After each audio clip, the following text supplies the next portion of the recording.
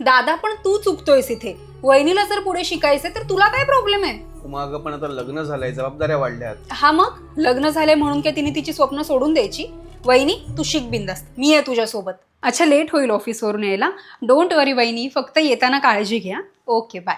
उमा, तुझ्या घरातल्यानी बरीच मोकळीक दिले सुनेला. कसं आहे ना काकी, वहिनी माझी सकाळी सगळ्यांचा नाश्ता पाणी करते आणि त्याच्यानंतर ट्रेनचे धक्के खात ऑफिसला पोचते. ऑफिसला मर काम करते, परत ते ऑफिसचं टेन्शन, त्यात ती पुन्हा धक्के खात घरी येते. आणि इतकं सगळं केल्यानंतरही तिने पुन्हा घरातलं काम करावं अशी आमची बिलकुल अपेक्षा नाही आहे.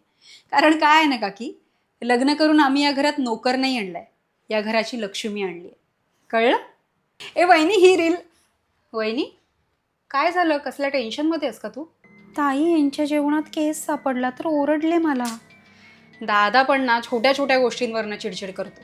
रोजच्या धावपळीत माझं स्वतःकडे लक्षच नाहीये म्हणून असेल ना. हा, पण त्याच्यासोबत ना इंटरनल रिझन सुद्धा कारणीभूत आहेत. म्हणजे जसं स्ट्रेस, विटॅमिन्सची कमतरता. मला कसं कळणार कशामुळे होत आहे? तू एक काम कर ना, तू ट्रायवर हेअर टेस्ट दे ना, फ्री आहे त्यांची हेअर टेस्ट. त्यांच्या वेबसाईटवर जायचं, मग त्यांनी विचारलेल्या प्रश्नांची उत्तरं द्यायची.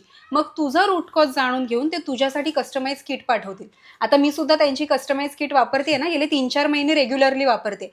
त्यामुळे माझा हेअरफॉल खूप कमी झालाय अगं. थँक्यू ताई, तुमच्यासारखी नणंद ना सगळ्यांना मिळू दे. बरं ऐक ना वहिनी, तू आणि दादा जरा फिरून या.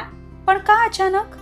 म्हणजे बघ, तुम्ही दोघं फिरायला जाल, फिरायला जाण्यासाठी तुम्हाला नवीन कपडे लागतील, नवीन कपड्यांसाठी तुम्ही शॉपिंगला जाल, आणि तुम्ही शॉपिंगला गेलात की माझ्यासाठी सुद्धा 4-5 कपडे आणाल. ताई तुम्ही पण ना.